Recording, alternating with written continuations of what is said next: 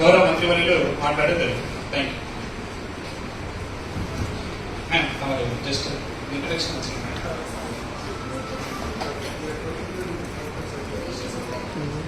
నమస్కారం. మంత్రివర్యులు పార్థసారథి సార్, అదేవిధంగా జిల్లాలో ఉన్నటువంటి శాసనసభ్యులందరూ, అదేవిధంగా గౌరవ మంత్రివర్యులు, మన జిల్లాలో అన్ని శాఖల్లో ఉన్నటువంటి డిపార్ట్మెంట్ అధికారులతో ఒకసారి పరిచయం చేసుకోవడంతో పాటు డిపార్ట్మెంట్ వైజ్ గా ఇష్యూస్ ఏవైతే ఉన్నాయో వాటి ఇప్పుడు మేము ఏం చేసామంటే ఇప్పటికీ ఫస్ట్ టైం కాన్స్టిట్యూన్సీ వారిగానే అన్ని ప్రొఫైల్ ఆల్ డిపార్ట్మెంట్స్ మీ అందరికీ ఇవ్వడం జరిగింది. సో ఇప్పుడు ఆల్రెడీ డిస్కషన్స్ కావాలంటే we request all MLAs to raise their constituency specific issues. దానికి district officials will answer and if there is any decision to be taken we will take note of it. So అట్లా ఒక్కొక్క MLA గారు వాళ్ళ constituency సంబంధించిన issues subject వారిగా చెప్తే we will ask district officials to respond to that specific issue అని. లేదంటే మీరు చెప్పినట్టు ఇవన్నీ మొదలు పెట్టి అది బెటర్. చెప్పండి. ఎంతవరకు నార్మల్ పొజిషన్ అడిగారు సార్? నార్మల్ ఎన్ని position? Horticulture horticulture just agriculture officer ఆయన్ని రెస్పాన్సిబుల్ చేయాలి. Okay, for utilization of all the equipments which ever were given. ఏదైనా ఎమ్మెల్యేస్ ఏమైనా ఇన్పుట్ ఇస్తారో అది go for the next department horticulture.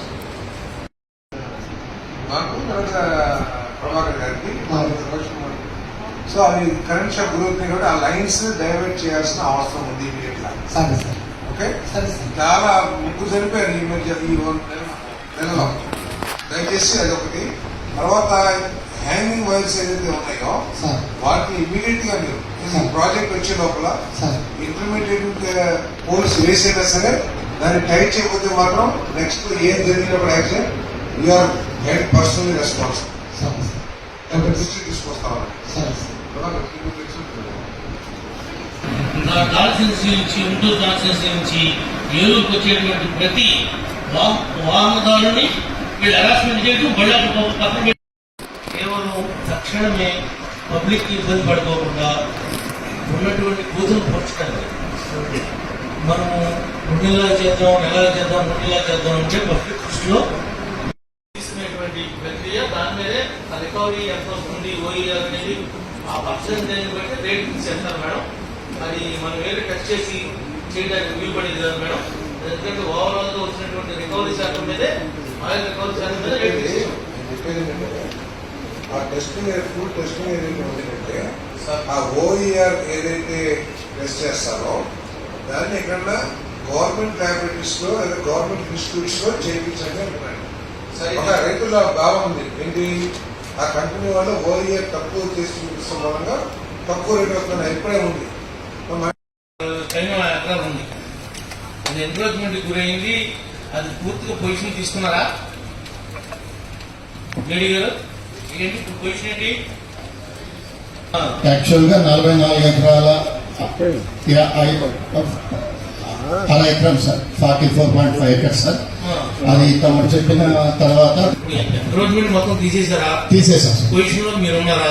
Yes sir, complete గా. Yes sir. ఇప్పుడు 16 ఎకరాలు main road నానుకున్నది కదా, ఎస్ సార్. అది వేరే కడుతున్నారు, దాన్ని ఆపమన్నారు కదా, ఎస్ సార్. అది ఎందుకు తీసేయలేదు సార్? వాస్తవంగా వారి మీద పోలీస్ కేసు పెట్టాం సార్. మీరు ఏం చేశారని అడుగుతున్నారండి సార్. మీ ల్యాండ్ లో వాళ్ళు అవి కట్టుకుండా పోతే 16 ఎకరాలు రోడ్ కేసింగ్ ఉంటే అన్యాక్రాంతం అవుతుంది, మీరేం యాక్షన్ తీసుకున్నారని అడుగుతున్నాం. ఈ property sir first police case పెట్టి దాన్ని మేము మా ఊళ్ళో తెచ్చుకున్నాం సార్. కేసు రిజిస్టర్ చేశారా? కేసు రిజిస్టర్ చేస్తున్నాం సార్. ఎందుకు తీయలేదు? కాబట్టి దయచేసి కృతంగా హక్కులో ఎవరన్నా సభ్యులు అడిగితేనో మంత్రులు అడిగితేనో మీరు ఎక్స్ప్లెయిన్ చేయండి తప్ప మీరంతా రాసి పెద్ద బుక్లెట్ మాకు ఇచ్చారు కదా. తర్వాత ఏదైనా కావాలంటే మేము కలెక్టర్ ద్వారా మీతో మాట్లాడతాం. మీరు చెప్పినవన్నీ మాట్లాడితే పరిమితమైనవి, ఇప్పుడు కాదు సరిపోయింది తప్ప ఎక్కడ. నేను ఈరోజు 2 ఊళ్ళు విజిట్ వెళ్ళాను, ఎక్కడ మీకు ట్రాక్టర్లు అనేవి కనిపించాలి. ఈరోజు 2 విలేజెస్ నేను తిరగడం జరిగింది పేరుగా. మీరు మాటల వరకు బ్రహ్మాండంగా చెప్తున్నారు. లేదు సార్, కొన్ని యూజ్ అయినాయి, పనిముట్లు కొద్దిగా డ్యామేజ్ లో ఉన్నాయి సార్. ట్రాక్టర్లన్నీ కండిషన్ ఆ గ్రూప్ ని రెస్పాన్సిబుల్ చేయించారు మీరు రికవరీకి చేసాం సార్. కానీ వాళ్ళు ఎవరైతే గ్రూప్ లో 5-6 సభ్యులు ఉన్నారో వాళ్ళ వ్యవసాయం కంప్లీట్ అయిన తర్వాత రైతు సేవా కేంద్రం దగ్గర పెట్టి న్యాయంగా ఉన్నటువంటి ధరలకి మనకి పబ్లిక్ గా ఉన్నటువంటి చిన్న సన్నకారు రైతులకు అందుబాటులో ఉంచితే ఇంకా ఎలా? ఫస్ట్ ఇవి ఇచ్చిన 419 కస్టమైజింగ్ సెంటర్లలో 300 ట్రాక్టర్లు ఎక్కడెక్కడ ఉన్న వాటిని తెప్పించాం సార్. కానీ మిగతా కస్టమైజింగ్ సెంటర్లలో 400 కస్టమైజింగ్ సెంటర్స్ లో 35 ఇచ్చారా?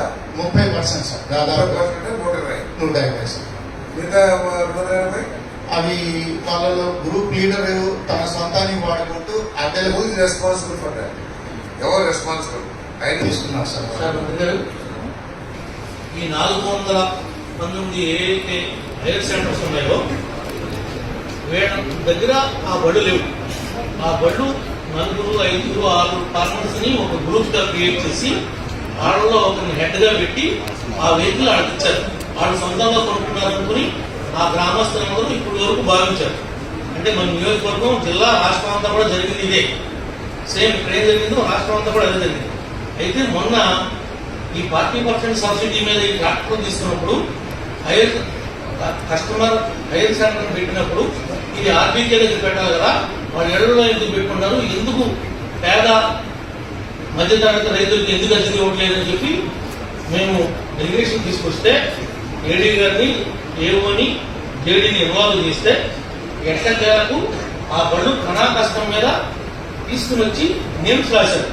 ఇవి ప్రభుత్వ వాహనాలు, దీనికి 40% గవర్నమెంట్ ఉచితంగా డబ్బులు ఇచ్చింది, ఇది పేదవాళ్ళకు ఉపయోగపడటానికి ఇచ్చినటువంటి వెహికల్ అని ఆ యొక్క కొటేషన్స్ రాస్తాకే పరిమితమైన తప్ప ఎక్కడ లాక్ బుక్ మెయింటైన్ చేసింది కానీ ఇప్పుడు ఎంత